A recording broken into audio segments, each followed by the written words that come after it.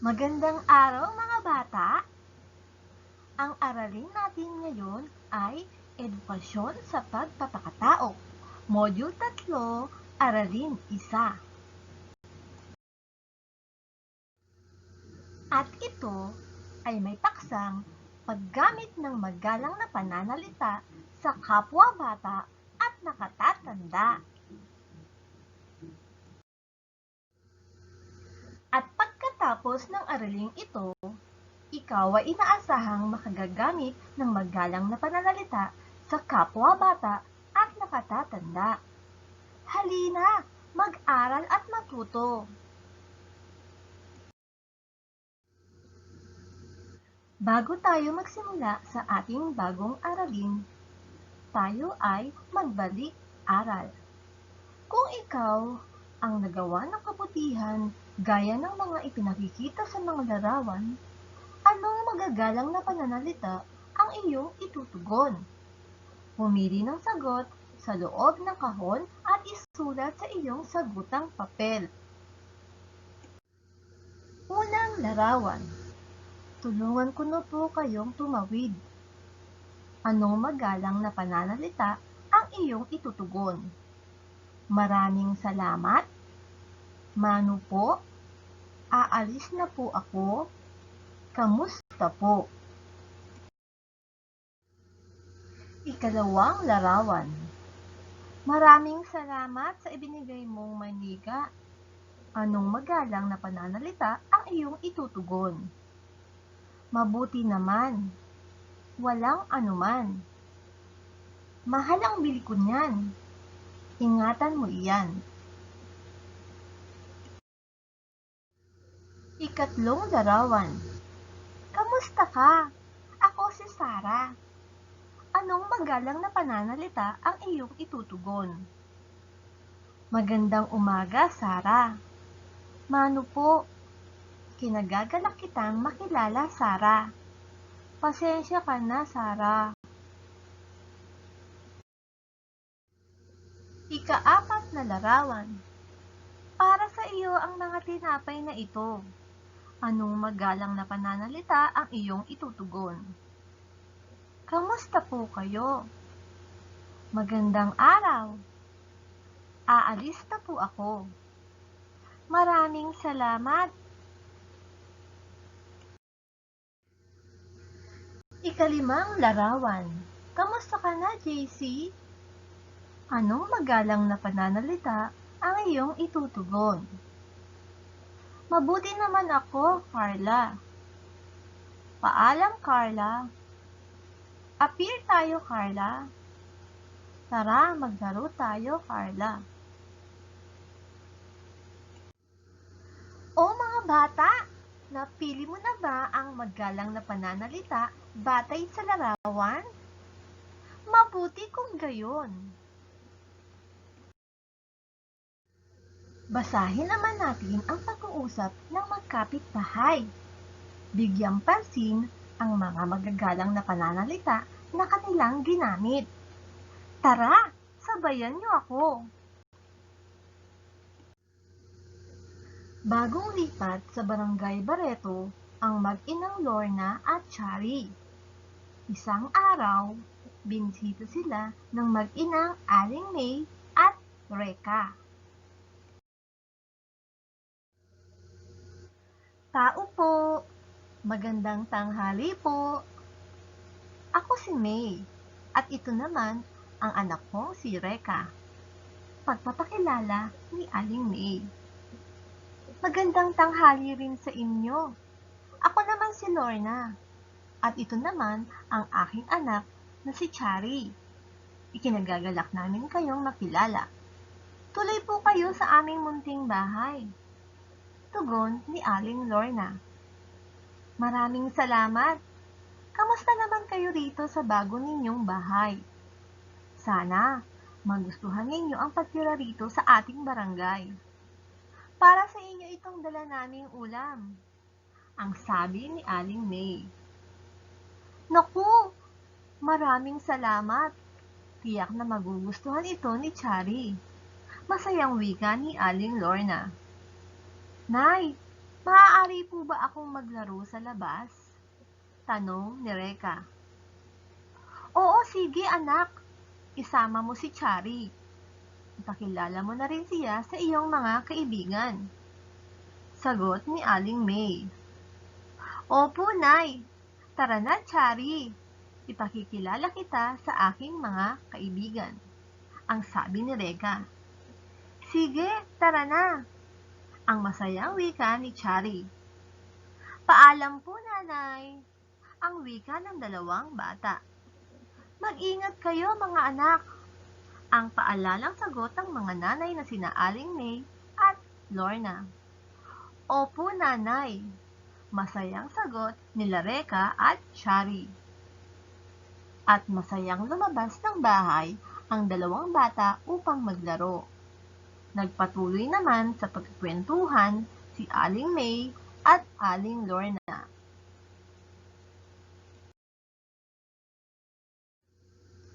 O mga bata, subukin nga natin kung naunawaan ninyo ang binasa nating dialogo. Basahin at sagutin ang mga sumusunod na tanong. Isulat lamang ang titik ng iyong sagot sa sagutang papel. Unang tanong. Paano tinanggap ng mag-inang May at Reka sina Aling Lorna at Chari? Pangalawa. Ano ang sinabi ni Aling Lorna nang bigyan siya ng ulam ni Aling May?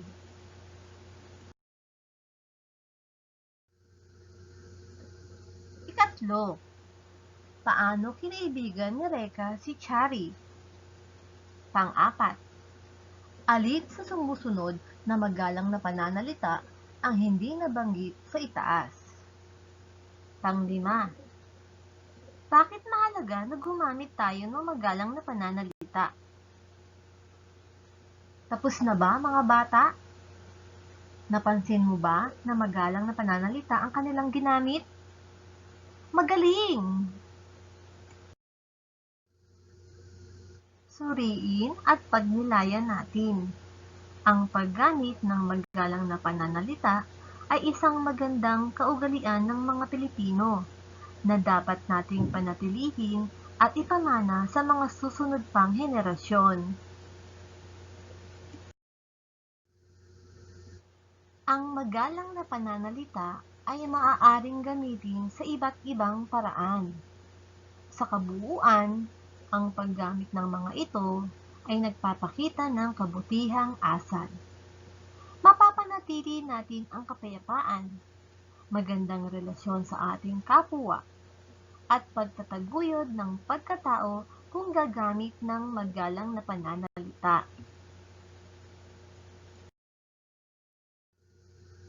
Narito ang mga halimbawa. Binigyan ni Ben si Lisa ng tinapay. Maraming salamat, ang wika ni Lisa. Walang anuman, sagot ni Ben.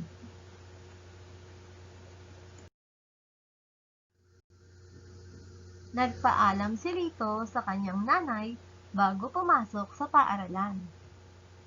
Paalam na po, inay, ang wika ni Lito. Mag-ingat ka, anak, paalalang sabi ni nanay. Ang nasa itaas ay ilan lamang sa mga magagalang na pananalita na ginagamit natin araw-araw sa iba't ibang pagkakataon. Katulad ng, maraming salamat kung ikaw ay may natanggap na anuman. At paalam po kung ikaw ay aalis. Gumagamit din ba kayo ng magagalang na pananalita? Anong magalang na pananalita ang iyong ginamit? Mabuting mga bata, kayo ay may magandang asal. Dumako naman tayo sa pagyamanin. Anong magalang na pananalita ang sasabihin mo sa sumusunod na sitwasyon? Piliin ang titik ng iyong sagot at isulat ito sa iyong sagutang papel. Unang bilang. Naapakan mo ang paa ng iyong kamag-aral. Ano ang sasabihin mo? Pangalawa, Isang tanghali, nakasalubong mo ang iyong guro. Ano ang sasabihin mo? Piliin ang titik ng iyong sagot. Ikatlo, nag-uusap ang iyong nanay at tiyahin. Gusto mo sanang dumaan. Ano ang sasabihin mo? Pang-apat, masaya kayong kumakain. Nais mo sanang abutin ang ulam, ngunit malayo ito sa iyo. Ano ang sasabihin mo? At pang-lima, may dumating kayong bisita. Ano ang sasabihin mo? Piliin ang titik ng iyong sagot. Tapos na ba mga bata? Mahusay! Ano ang itutugon mo sa bawat sitwasyon? Isulat ang titik ng iyong sagot sa sagutang papel. Una, naapakan mo ang paa ng iyong kuya. Ano ang sasabihin mo? A. Pasensya ka na po, kuya. B. Makikiraan po, kuya. C. Paalam na po, kuya. D. Maraming salamat po, kuya. Kung ang sagot mo ay letter A, pasensya ka na po, kuya, ikaw ay tama. Iyan ang sasabihin kung ikaw ay nakasakit ng iyong kapwa na hindi mo sinasadya. Pangalawa, gusto mong ipaabot ang bola. Ano ang sasabihin mo? A. Pakikuha po ang bola. B. Pakiabot po ang bola. C. Pakibigay sa akin ang bola. D. Pakihagis po sa akin ang bola. Kung ang iyong sagot ay letter B, pakiabot po ang bola, ikaw ay tama. Gumamit ka ng magalang na pananalita. Pangatlo, aalis ka na. Ano ang sasabihin mo? A. Gusto mo bang sumama? B. Aalis na ako. C. Paalam na po. D. Mag-ingat ka. Kung ang iyong sagot ay letter C, paalam na po, ikaw ay tama. Ito ay isang magalang na pananalita kapag aalis. Ika-apat, may dumating kang bisita. Ano ang sasabihin mo? A. Tuloy po kayo. B. Kamusta po kayo? C. Masaya po ako na makita ka. D. Na-miss ko po kayo. Kung ang iyong sagot ay letter A, tuloy po kayo, ikaw ay tama. Ito ang tamang magalang na pananalita kapag may dumadating na bisita. At pang-lima, tinanong ka ng iyong tatay, nakapag-aral ka na ba ng iyong aralin? A. Tinatamad po ako mag-aral. B. Opo, nakapag-aral na po ako. C. Mamaya na lang po ako mag-aaral pagkatapos kong manood ng TV. D. Ayoko na pong mag-aral. Kung ang iyong sagot ay letter B, opo, nakapag-aral na po ako. Ito ay isang magalang na pananalita sa pagsagot kay tatay. O mga bata, napili niyo ba ang tamang sagot? Magaling kung gayon! Lagi nating isaisip at isagawa ang magalang na salita na ating natutunan sa kapwa-bata at nakatatanda.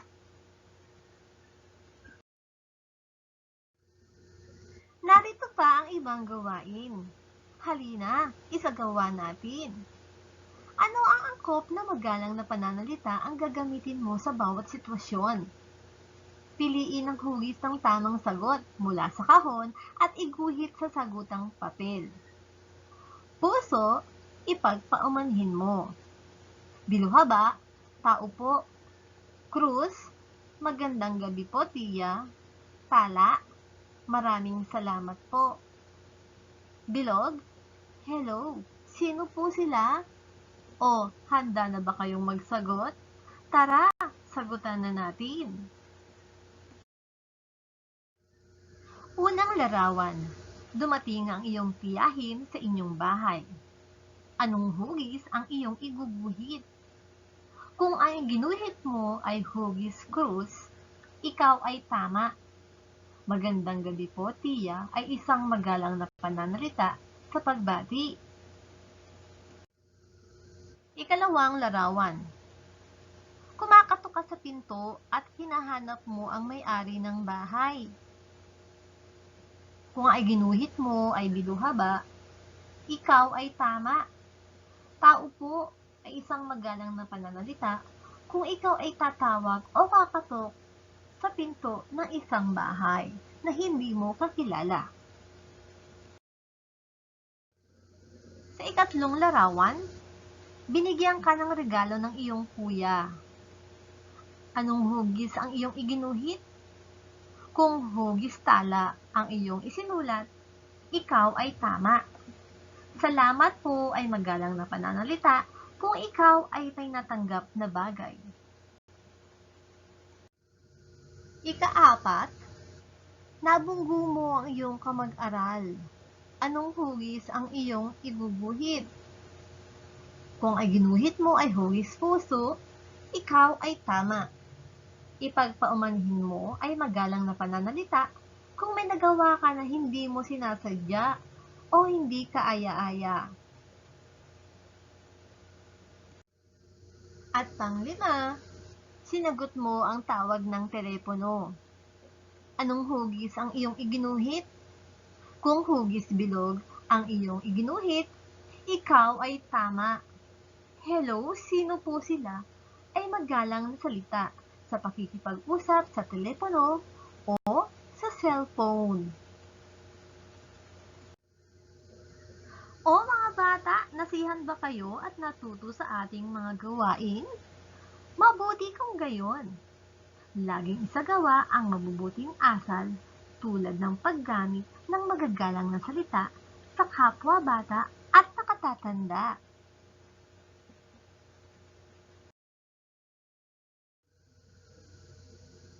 Para sa tayahin, anong magalang na pananalita ang dapat gamitin sa bawat sitwasyon? Piliin ang titik ng tamang sagot sa Hanay B. Isulat ito sa iyong sagutang papel.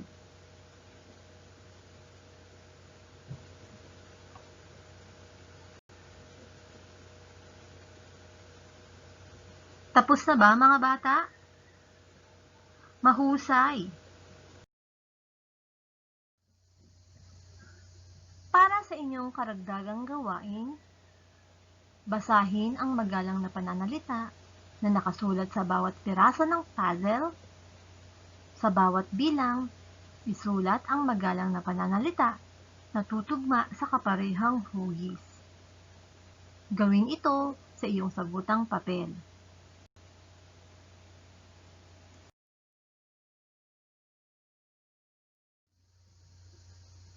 Maraming salamat! Hanggang sa muli!